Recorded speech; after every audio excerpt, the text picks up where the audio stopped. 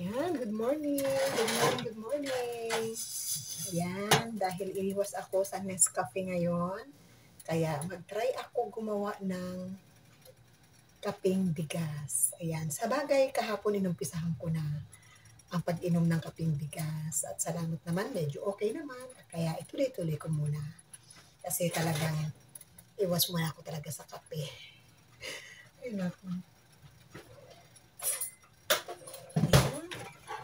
Mekos-mekos muna ni Nanay Daisy ang kanyang kapeng bigas.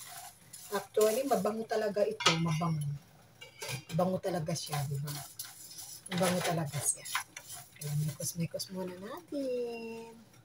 Yan, baka sabihin nyo, yung damit ko nung isang araw, damit ko na naman uli ngayon. Ang uniform ko kasi rito, lalo pag ganitong taglamig, ay iilang piraso lang. Binabalik-balik ko lang kasi hirap maglaba. Kasi mga ganitong tela, madaling labahan. Hindi kasi ako nagwawashing ng damit ko. Pinamano-mano ko yan. Kaya eto na naman ako ha. Pero malinis ng aking apron kasi nilabahan ko yan kagabi. Maraming nakalagay na plastic para pagpunta ko dun sa basurahan. Meron kagad akong maipalit na plastic. Kaya ang aking apron ay double purpose. Meron na siyang plastic. At may medyas yan sa ilalim. Medyas ko. Kasi pag nagpupunta ako naglilinis ako ng comfort room, siyempre, hubarin ko yung medyas ko para hindi malasag.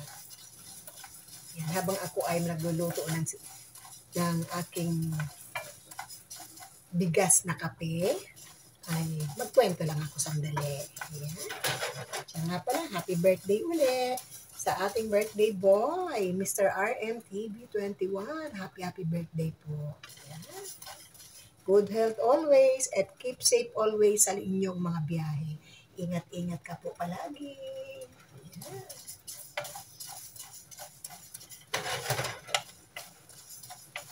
Ayan, mekos-mekos ko lang ang aking kape.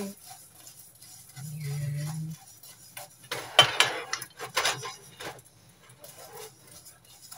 Yung nga palang video ko nung nakarang araw, nung premiere natin nung linggo, pasensya na kayo ha. Sinubukan ko lang yung mag-try mag-edit pero mali pa rin pala. Pero okay lang, nairaos naman.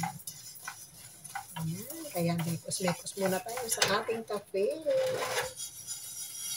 Ayan, kahit hindi naman na siya haluin kasi pwede naman siyang ganyanin.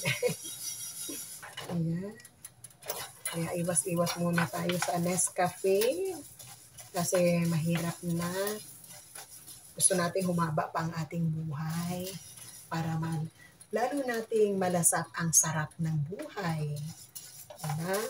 Kaya ang bawal dapat iwasan. Nilamsik na ang bigas.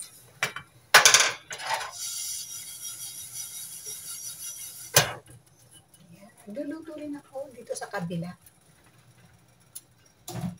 Luluto ako ng soup ng mga bata. Dito sa amin, hindi mawawala ang always na soup vegetable. Kasi meron akong mga bata na gustong-gusto yan, lalo na yung aking maliit na alaga. Ayan. Yung aking maliit na alaga, hindi pwedeng wala siyang isasabaw sa kanin. Pag siya ikakain. Kaya palagi akong merong vegetable soup. O kaya lentil soup. O kaya Quaker soup. Yan. Quaker oat soup. Yan. Pag naging katulong ka, lahat ng bagay kailangan pag-isipan kung ano ang gagawin sa araw-araw, kung paano mo i-manage yung buong bahay, kung paano mo sila pakikisamahan. Minsan, kahit na super bait mo na sa kanila, super pasensyado mo na sa kanila, minsan, napupuno ka rin. Ayan. Pero hindi ako impacta ha. Hindi ako impacta. Pakiusap lang, hindi ako impacta ang tao. Ayan.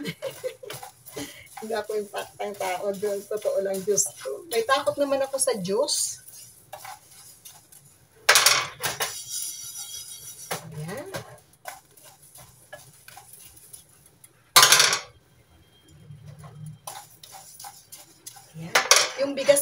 ano, lumiit. Lumiit yung bigas mo.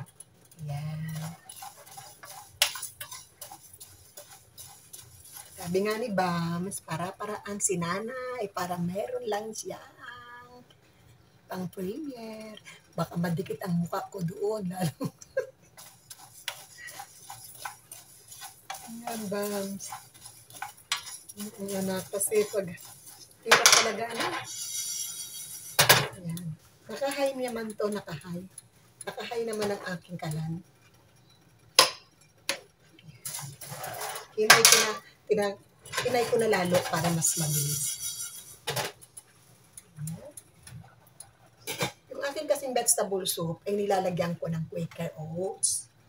Yan, kaya palaging healthy ang aking vegetable soup. Hello, Bams! Hello, Ma'am! Hello, Jen Kuruda! Hello, Team Kuruda at kay Ma'am Jen Cruzada. Hello! Sumisilip si nanay.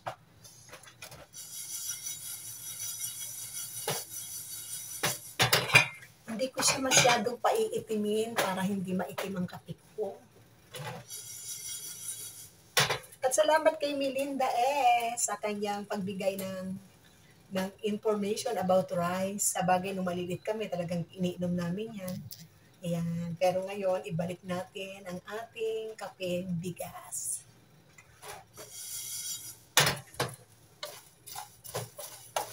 Thank you, Melinda, sa pagpaalala kay tita sa kanyang kapeng bigas.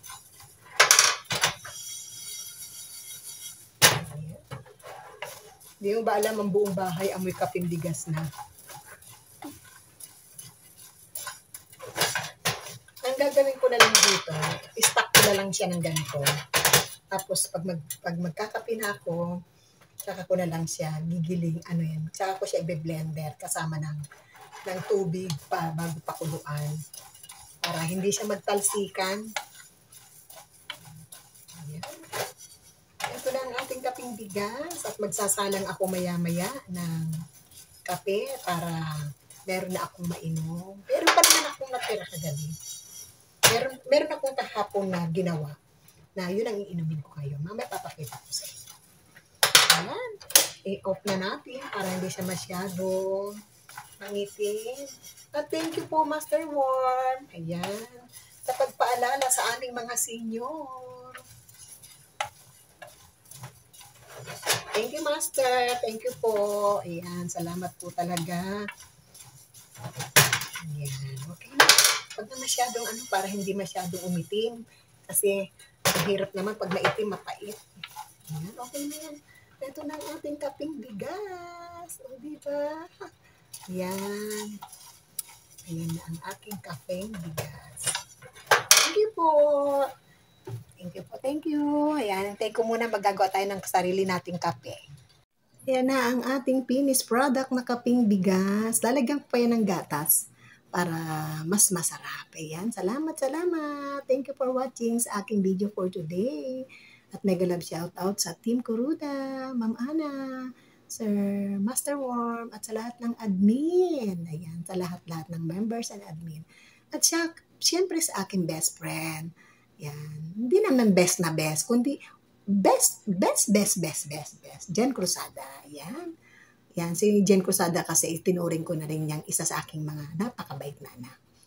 At syempre, kay Kabsat Lani Wonder Woman, kay Mercy Kitchenette, maraming salamat anak sa paggabay mo rin kay nanay. Sir ABM, Team Anas Mini Farm, mega love shoutout po sa inyong lahat. At syempre, sa Coos Family, mega love shoutout. At sa buong Team Kalingap, mega love shoutout po sa inyong lahat. Bye-bye for now. Ito po ang aking video for today.